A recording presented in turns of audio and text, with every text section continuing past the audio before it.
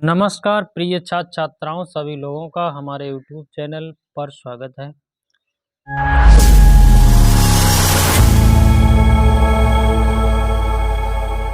लोगों ने वीडियो के ऊपर देख ही लिया होगा कि बच्चे कहते हैं ये 21 और 22 नंबर सवाल समझ में नहीं आता। बच्चे कहते हैं हम लोग विकल्प को रट लेंगे, तो विकल्प को रटने की आप लोगों को ज़रूरत नहीं है। तो आइए हम आपको समझाते हैं, जो कि आप 1 मिनट के अंदर ही इस क्वेश्चन का आंसर बता देंगे। तो देखिए, इसके बेसिक को समझना बहुत ज़रूरी है कि मैट्रिक्स का गुणा कब संभव है और जोड़ कब संभव है, घटाना कब संभव है। तो ये तथ्य मालूम होने चाहिए आप लोगों को। तो देखिए, हम लोग पहले सवाल को सही ढंग से पढ़ेंगे। यदि आपको सवाल ही पढ़ना नहीं आता तो फिर सवाल को हल कैसे करेंगे। तो देखिए, सही ढंग से हम लोग पढ़ेंगे सवाल को। क्वेश्चन नंबर 21 से पहले किताब में दिया गया है कि मान लीजिए कि x, y, z, w तथा p क्रमशः 2 cross n, 3 cross k, 2 cross p, n cross 3 तथा p क्रॉस k कोटियों के अवयव हैं। तब हम लोगों से पूछा गया है P Y plus W Y के परिभाषित होने के लिए एन के तथा पी पर क्या प्रतिबंध होगा। और हम लोगों को 4 विकल्प दिए गए हैं। बच्चे कहते हैं हम विकल्प ही रट लेंगे, इसका पहला विकल्प सही है। ठीक है, तो रटना नहीं है आपको। कहीं पहला विकल्प परीक्षा में पहला ना हो, उसको चौथे नंबर पर कर दिया जाए, तो फिर आप क्या करेंगे। तो देखिए, k बराबर 3, p बराबर n और b विकल्प में k स्वच्छ है, p बराबर 2 और c विकल्प में p स्वच्छ है और k बराबर 3 और d विकल्प में k बराबर 2 और p बराबर 3 दिया गया है। तो देखिए, सबसे पहले तो हम लोगों को ये पता होना चाहिए गुणा कब संभव है किसी मैट्रिक्स में। तो देखिए, जैसे हमारे पास 2 मैट्रिक्स हैं और इनका गुणा हमें परिभाषित होने के लिए, गुणा को परिभाषित होने के लिए ए अवयव के स्तंभों की संख्या बराबर होनी चाहिए बी अवयव की पंक्तियों की संख्या ये आपस में बराबर होंगे, तभी हम लोग इस गुणा को परिभाषित कर सकते हैं। तो हम लोगों को दिया गया है, देखिए हम लोगों को क्या दिया गया है, पी वाई प्लस डब्लू और वाई दिया गया है। तो सभी मैट्रिक्स ये मैट्रिक्स ही हैं, जैसे पी वाई और डब्लू वाई और बीच में जोड़ है। तो देखिए, इनकी कोटियाँ क्या दी गई हैं, पी की कोटियाँ। तो देखिए, तथा पी और पी की कोटि ये है, तो इसको आप लिखिए यहाँ पर छोटा सा पी क्रॉस के, छोटा सा लिखिए। फिर आपको वाई दूसरे नंबर वाली कोटि है, तो इसमें दिया गया है 3 क्रॉस के। फिर आप डब्लू वाली लिखिए, तो डब्लू में दिया गया है n क्रॉस 3, ठीक है। और वाई दिया गया है 3 क्रॉस के, ये आपको दिया गया है, ठीक है। इतना आपने लिख लिया, केवल यहाँ पर लिखा है, अभी कुछ किया नहीं गया है। तो देखिए, इस पी वाई को गुणा तभी संभव है जब ये, देखिए यहाँ पर देखिए, पी वाई का गुणा तभी संभव है, यानी कि हम देखें तो इसके स्तंभों की संख्या k है और इसमें पंक्तियों की संख्या 3 है और इसका हमें गुणा ही तो करना है। तो निश्चित रूप से आप लोग लिख सकते हैं यहाँ पर पी बाई परिभाषित होगा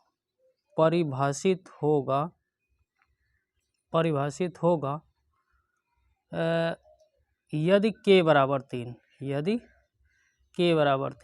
तो देखिए k बराबर 3 होना पड़ेगा, तभी तो गुणा हो पाएगा k बराबर 3, क्योंकि आपको पता है a अवयव के स्तंभों की संख्या, ये स्तंभ है, और b अवयव की पंक्तियों की संख्या और b अवयव की ये पंक्तियां हैं, तो इनको आपस में बराबर ही होना पड़ेगा, तभी हम पी वाई को परिभाषित कर सकते हैं। तो आपने यहाँ से देखा तो k बराबर 3 मिल गया।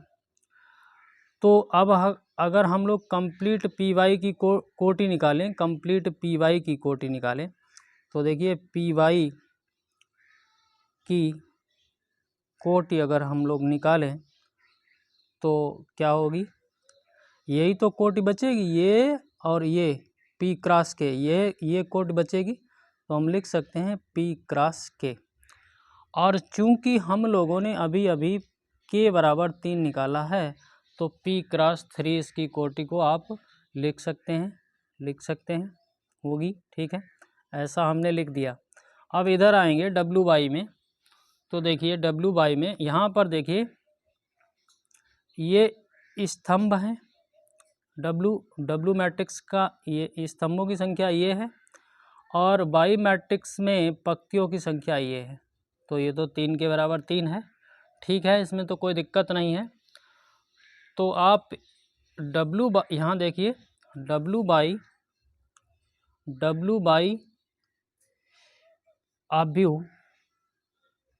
आव्यूह परिभाषित, थोड़ा सा लिखेंगे क्योंकि आपके समझ में आ जाए, ज़्यादा नहीं लिखेंगे। परिभाषित होगा, अब यहाँ देखिए ये तो 3 है, ये 3 है और ये 3 आपस में बराबर है। तो डब्ल्यू बाई की कोटि जो आएगी एन क्रॉस के आएगी, देख लो यहाँ से एन क्रॉस के आएगी। तो आप लिख सकते हैं परिभाषित होगा जब इसकी कोटि कितनी आएगी, एन क्रॉस के। ठीक है, अभी अभी आपने के बराबर 3 निकाला है तो एन क्रॉस 3 हो जाएगा, ये भी तो हो सकता है। ठीक है, अब चूँकि हम लोगों को P Y plus W Y को जोड़ना है। ठीक है, हम लोगों ने अभी इसकी पूरी कोटि को निकाला है और इसकी भी पूरी कोटि को निकाला है। तो देखिए पी वाई की कोटि अभी आपने निकाली थी, यहाँ देखिए पी वाई की कोटि पी क्रॉस 3 निकाली थी अभी आपने, तो इसमें लिख दीजिए पी क्रॉस 3। ठीक है, आपने लिख दिया। और अभी आपने डब्ल्यू बाई की कोटि को निकाला है, तो उसको कितना निकाला है, एन क्रॉस 3। तो एन क्रॉस 3 इसको निकाला है। ठीक है, एन क्रॉस 3 इसको निकाला है।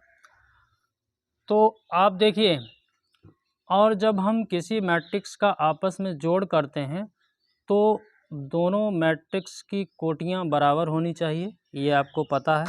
किसी मैट्रिक्स का जब हम लोग जोड़ करते हैं तो दोनों मैट्रिक्स की कोटियाँ बराबर होनी चाहिए।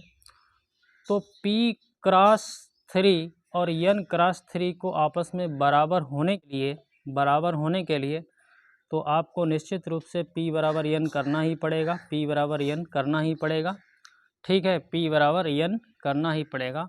और आप पहले ही निकाल चुके हैं K बराबर 3 आप पहले ही निकाल चुके हैं, और P बराबर n होना ही पड़ेगा, तभी तो इसका जोड़ संभव है। तो बस हम लोगों का ए विकल्प सही है, ए विकल्प सही है। ठीक है, तो निश्चित रूप से आप लोग ये सवाल समझ गए होंगे। अब इसी बेस पर हम लोगों को 22 नंबर सवाल दिया गया है, उसको भी इसी आधार पर हम लोगों को हल करना है। तो 22 नंबर सवाल हम आपको यहाँ लिखते हैं, छोटा है इसलिए लिख रहे हैं। क्वेश्चन नंबर 22, इसमें दिया गया है यदि n बराबर p है तो आव्यूह 7x माइनस 5z की कोटि है, और हम लोगों को विकल्प भी दिए गए हैं। तो देखिए p क्रॉस 2 ए विकल्प में, और बी विकल्प में दिया गया है 2 क्रॉस n। ठीक है, और सी विकल्प में दिया गया है n क्रॉस 3, और डी विकल्प में दिया गया है p क्रॉस n। तो देखते हैं इसको भी। ठीक है, तो आप यहाँ लिखिए 7x माइनस 5z। ठीक है, और देखिए x की कोटि आप वहाँ देख लें, सवाल में शुरू में दी गई है देखिए यहाँ पर देखिए x की कोट कितनी है 2 क्रॉस n और z की कोट कितनी है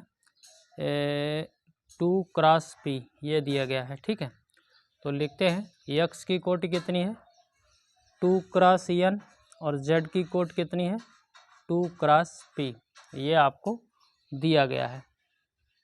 तो देखिए, और आपको ये भी दिया गया है, इसमें सवाल में पहले ही दिया गया है n बराबर p, n बराबर p। तो यहाँ से आप देख रहे होंगे इसमें दिया गया है क्या दिया गया है, यदि n बराबर p, ठीक है, n बराबर p, तो आप ये भी जानते हैं किसी भी मैट्रिक्स में अगर कोई स्केलर क्वांटिटी का गुणा कर दें तो आव्यूह की कोटि पे कोई फ़र्क नहीं पड़ता है। तो ये 7 से हमारा ज़्यादा कुछ लेना देना नहीं है, 7x कर दें या कुछ भी कर दें, यहाँ 5z कर दें तो कोई दिक्कत नहीं।